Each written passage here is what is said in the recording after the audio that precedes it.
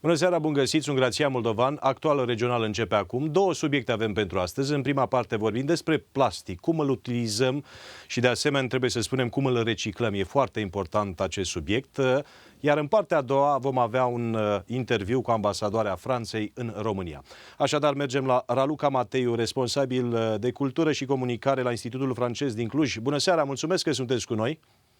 Bună seara, bine v-am găsit. Mulțumesc de invitație. Un subiect, să spunem, care doare cel puțin în România. Vrem să știm, în primul rând, și să facem precizarea de la început, că peste 40% din plasticul produs este utilizat o singură dată înainte de a fi aruncat. Deci e o mare problemă pe această speță.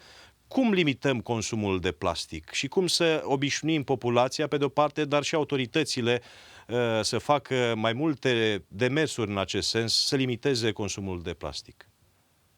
Este exact subiectul pe care îl abordăm în cadrul hackathonului Replastic, din cadrul celei de-a 10-a ediții a întâlnirilor europene din Transilvania, un eveniment organizat de Ambasada Franței în colaborare cu Institutul Francez, Cluj Hub și Roța, care dorește să aducă împreună experți în economia circulară, în ecologie, în dezvoltare durabilă, dar și persoane din mediul universitar, ONG-uri sau chiar studenți, persoane fizice interesate de subiect, pentru a căuta împreună soluții practice pentru reducerea utilizării plasticului. Această reducere se poate face prin reutilizare, prin reducerea la sursă, deci evitarea creării de ambalaje, alegerea de ambalaje ecologice și refolosirea ambalajelor odată create și reciclare. Bun, cetățenii, dacă ar fi să ne luăm de cetățeni, cum ar trebui ei să înțeleagă această limitare a plasticului, reutilizare? Dacă nu, cetățenii putem spune despre societatea civilă în ansamblu ei sau chiar întreprinderi care să ia în calcul această chestiune. Vă rog. Sunt multe metode care pot fi folosite. Odată să aleagă produse care nu sunt ambalate în plastic sau, dacă nu au altă soluție, să aleagă produse care sunt ambalate în plastic reciclabil și să aleagă să recicleze acel plastic, să-l sorteze corespunzător ca deșeu reciclabil. Dacă este cazul, fiindcă o mare parte a ambalajelor de plastic nu sunt, de fapt, reciclabile. Da, nu se pot recicla.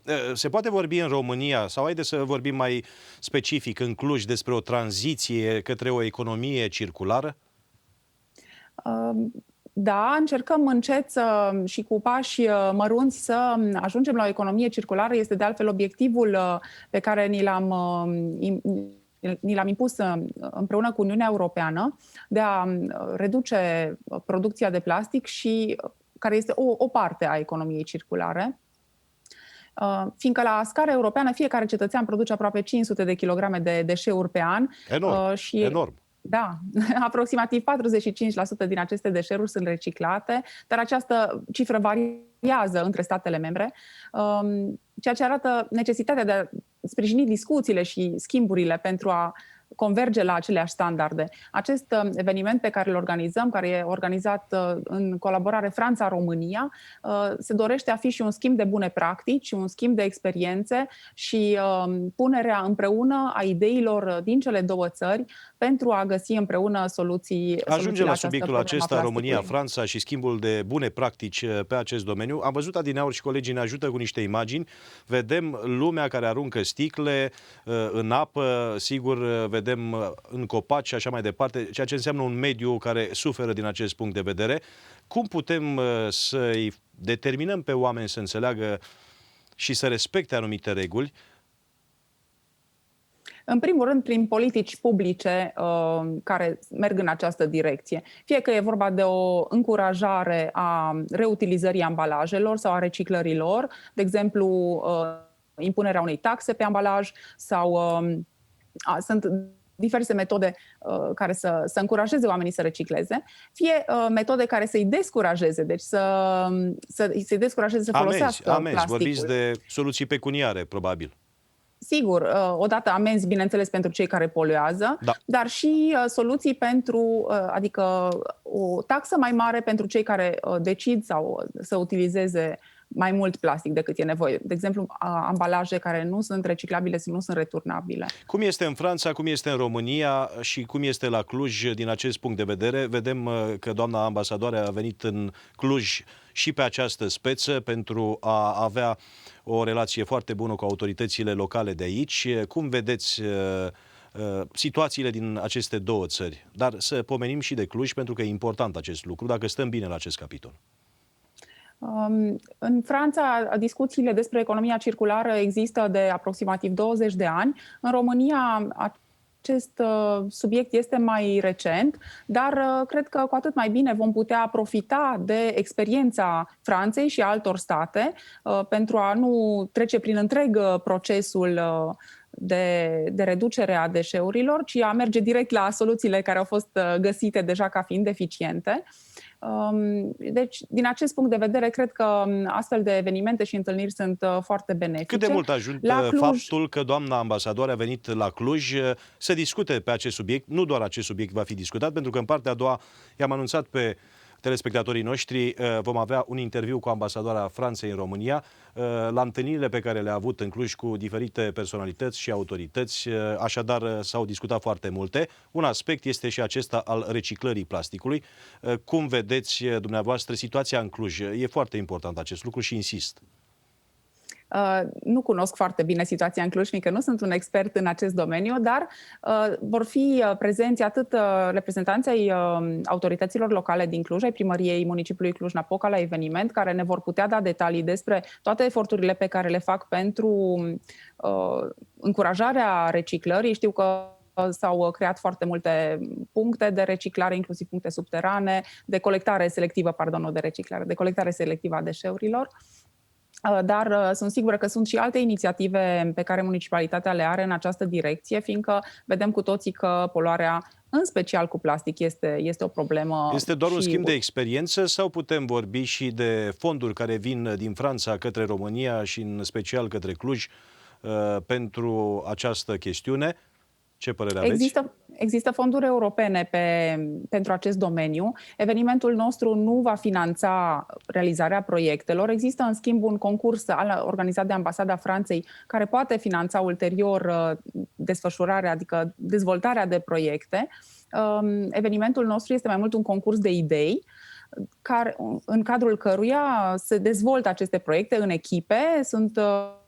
Vom avea cam 100 de participanți care vor lua parte online la eveniment și, lucrând în echipă, vor dezvolta în timp de 36 de ore proiecte diverse. Pot fi atât proiecte software, să spun așa, sau hardware, sau noi materiale, noi sisteme, care împreună să conducă la dezvoltarea și încurajarea de noi politici publice în domeniul reducerii utilizării plasticului. De ce a ales doamna ambasadoare a Franței în România să vină la Cluj și să discute această chestiune?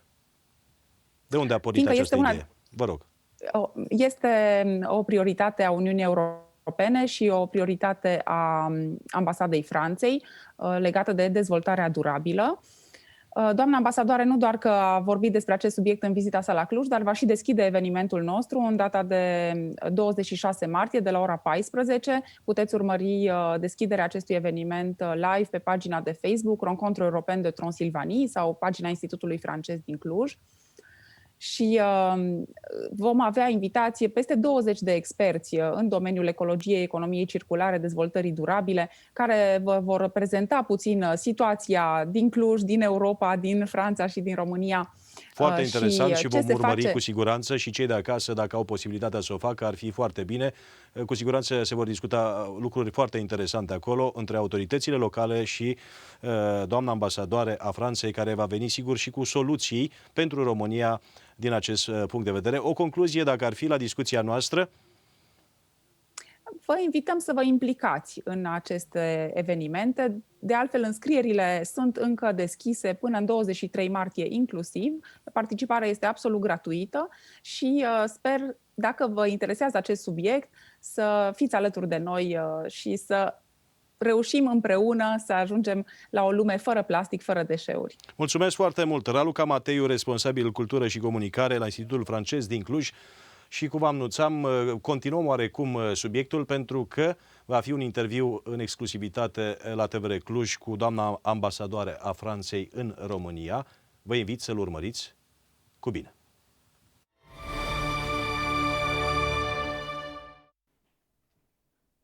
Salutare și bine v-am regăsit la emisiune. Invitata mea de astăzi este excelența sa, doamna Laurence O'Hare, ambasadoarea Franței în România. Bine ați venit în emisiune. Aș vrea să vă întreb în primul rând în ce fel se întâmplă lucrurile în cultura din Franța în pandemie și ce exemplu putem lua. Știu că v-ați întâlnit recent și cu Ministrul Culturii de la noi. La situation en France est, je dirais, presque plus difficile qu'en Roumanie. Les lieux sont fermés, les musées sont fermés depuis le mois d'octobre, les cinémas sont fermés. Nous avons eu, entre la première vague de la pandémie et la deuxième vague, un été qui nous a permis de rouvrir en juillet petit à petit les expositions, les salles. En particulier, j'ai le grand plaisir d'avoir pu aller à l'exposition du grand peintre roumain Victor Brauner au musée d'art moderne de la ville de Paris. C'était un moment très émouvant. Déjà, depuis le mois de mars, tous les lieux étaient fermés. Et vous n'imaginez pas comme l'exposition a suscité de l'envie, du goût, de rencontrer la culture roumaine. Les leçons que nous pouvons en tirer sont multiples. D'abord, que la pandémie nous fait désirer la culture, nous donne une envie extrême de nous cultiver, de rencontrer l'autre, puisque nous ne pouvons pas le faire de façon physique. Donc on a multiplié toutes les finalement transmissions, toutes les captations. On a aussi, on s'est rendu compte que les lieux avaient leur importance. Et ça, c'est aussi ce que je voudrais dire aujourd'hui à Cluj. Ce lieu, cet endroit, même s'il a été pendant quelques mois rendu inaccessible au public, par exemple pour les cours de langue, il a su développer une forme de transformation qui a permis à faire d'autres formes d'art, beaucoup avec le numérique. Par exemple, nous avons eu avec Novembre numérique un moment assez exceptionnel où les arts numériques sous toutes leurs formes se sont exprimés, y compris ici. Donc bien sûr, c'est une période difficile pour la culture en France, en Roumanie, dans le monde entier. Je pense par exemple, vous savez, après la saison culturelle France-Roumanie, en France, nous devions accueillir la saison Africa 2020. Et les frontières sont fermées, les vols sont interrompus. Donc c'est difficile vraiment. Mais d'un autre côté, c'est une forme d'évasion vers une manière différente d'exprimer pour les artistes, avec le cinéma, avec les livres, des besoins qui se sont faits encore plus forts pendant la pandémie. C'est presque évident pour tout le monde. Les individus ont besoin de culture, les identités ont besoin d'échanges et les rencontres sont encore plus précieuses que jamais. Cette semaine, je suis allée pour la première fois à l'opéra. Vous savez, je suis arrivée depuis 4 mois et j'ai ressenti une émotion à Bucarest extrême. Donc, pour cette première soirée où j'ai assisté à un spectacle et je me suis rendu compte comme c'était important dans ma vie, personnellement, d'écouter les chanteurs, d'écouter ce que j'appellerais de l'expérience vivante, une performance qui finalement se remplace pas. În această perioadă avem mai mult timp să citim, să ne uităm la filme. Sigur că nu mergem la spectacole, dar într-un mod paradoxal, cei mai afectați de pandemie sunt artiștii. Ce putem învăța de la Franța și de felul în care are ea grijă de ei? La pandémie a créé un moment vraiment paradoxal parce que l'artiste dans la société a vu sa place remise en cause. Et on n'est pas encore au bout de cette histoire. Par exemple, on n'a pas vu les premiers films de la période qui ont été produits avec des masques. On n'a pas vu. Et on sait qu'il va y avoir un impact chez les enfants. Il va y avoir un impact aussi dans la représentation de la société que l'artiste nous donnera après coup. Nous, les décideurs, les officiels, notre responsabilité, c'est de maintenir le lien avec l'artiste et même s'il faut redéfinir une place différente, de reconnaître son rôle dans l'éducation, dans la transmission, dans le partage. Je crois que tous les gouvernements ressentent cela. En France, peut-être, on a cette idée que l'État, le pouvoir public a un rôle fort dans la culture et en particulier dans la diplomatie. C'est-à-dire qu'à l'étranger, on a 167 centres culturels qui se sont mobilisés pour faire de la culture autrement. À aucun moment, le ministre des Affaires étrangères, la ministre de la Culture n'ont imaginé que l'on ne donnerait pas ni des crédits, ni de l'aide dans la période. Je pense que c'est un message sur l'importance de la culture dans la période qui est la nôtre, qui est toujours celui de mon pays. On a voulu coûte que coûte continuer, laisser les lieux ouverts, continuer à préparer les programmes. Et en particulier ici, l'Institut français de Roumanie, à Bucarest, mais avec les antennes, les alliances françaises, ont continué à Timișoara, on continue à préparer la capitale européenne de la culture plus que jamais. C'est le rôle, je pense, aussi d'un ambassadeur. Quand je viens ici à Cluj, à l'Institut français, c'est aussi pour dire que la culture a son importance et qu'il n'y a pas que les vaccins, les hôpitaux qui ont de l'importance. La culture est tout aussi importante et l'éducation. Ce știm despre festivalul de la Cannes din acest an? În ce condiții se va putea desfășura, dacă va fi online? Și de asemenea știu că la discuția pe care ați avut-o cu Ministrul Culturii s-a pus problema și unui canal de filme franțuzești online. Alors, on a plusieurs initiatives qui sont en cours pour accélérer les échanges. D'abord, on a un accord, bien sûr, entre les deux centres du cinéma.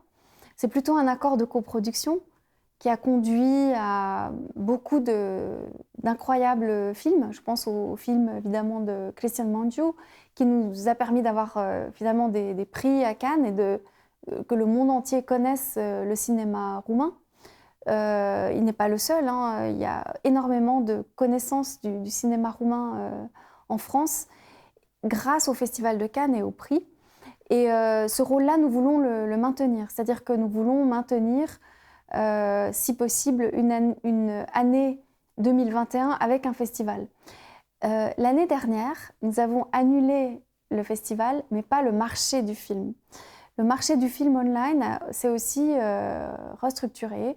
On a eu des inscriptions en ligne moins chères et on a eu beaucoup de contacts grâce au marché du film. Cette année, bien sûr, l'objectif français du Festival de Cannes, c'est d'avoir lieu réellement.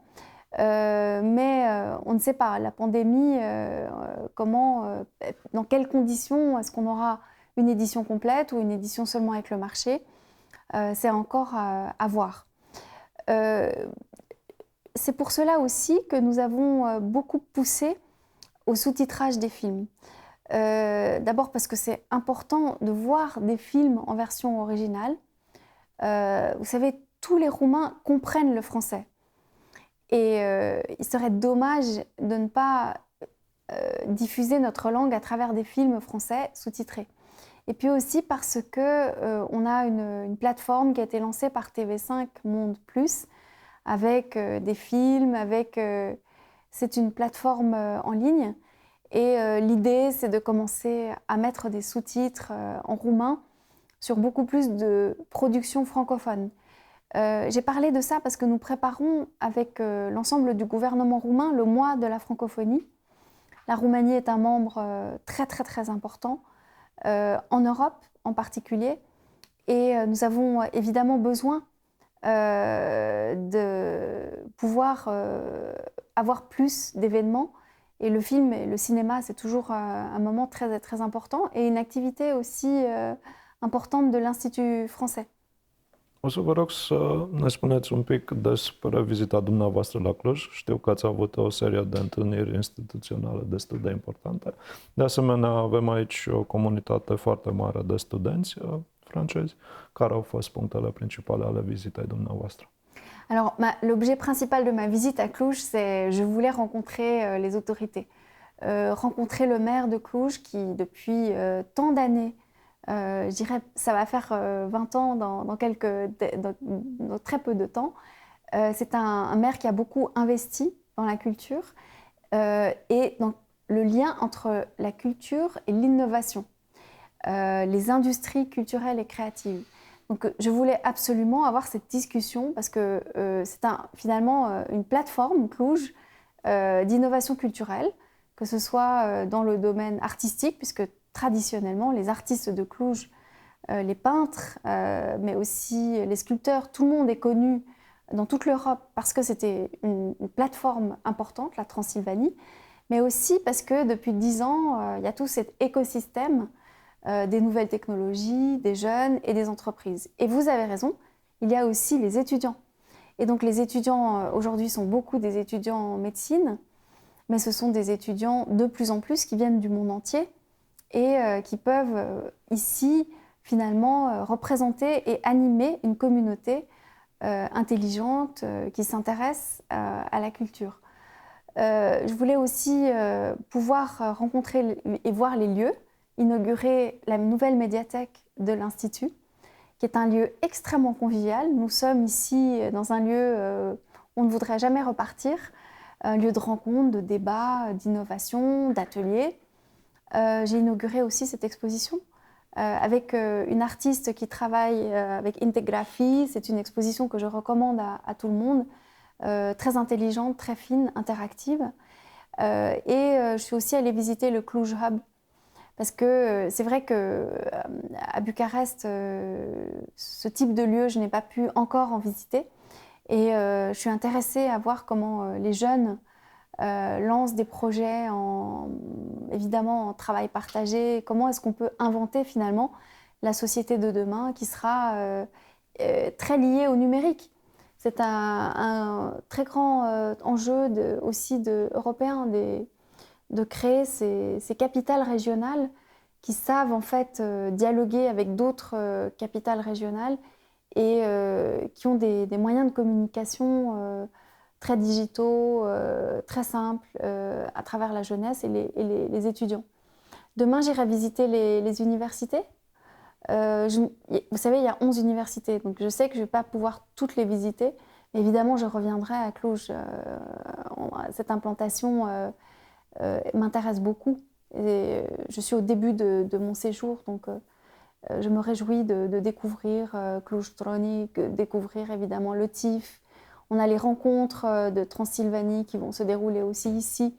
On a un concours Orașe Durabile qui va cette année, un hackathon, donc beaucoup d'activités qui m'amèneront à revenir ici. Pe final, o să vă întreb ceva mai personal. Din punct de vedere al evenimentelor culturale, ce v-a lipsit cel mai mult în ultima vreme? Și de asemenea, de unde vă găsiți resursele de speranță și de a merge mai departe? În ce fel credeți că se vor schimba lucrurile? C'est une vraie question parce que finalement, au bout d'un an de discussions Zoom, de discussions à travers des écrans, d'expériences culturelles différentes dans le temps, se pose la question peut-être de la saturation. Par exemple, quand vous voyez des opéras en ligne ou des concerts en ligne, vous savez, on a la chance avec Arte d'avoir toute cette production exceptionnelle et tous les lieux ont mis en ligne les concerts. L'Athénée Royal à Bucarest a fait un travail exceptionnel sur la musique classique et pour tous les festivals l'ont fait également. Donc évidemment, au début, on est heureux. Et puis petit à petit, l'expérience physique vous manque. Le fait d'aller dans un lieu, d'aller avec vos proches, de regarder en même temps qu'écouter. Donc ce mélange des sens qui ne peut pas forcément avoir lieu à travers un écran.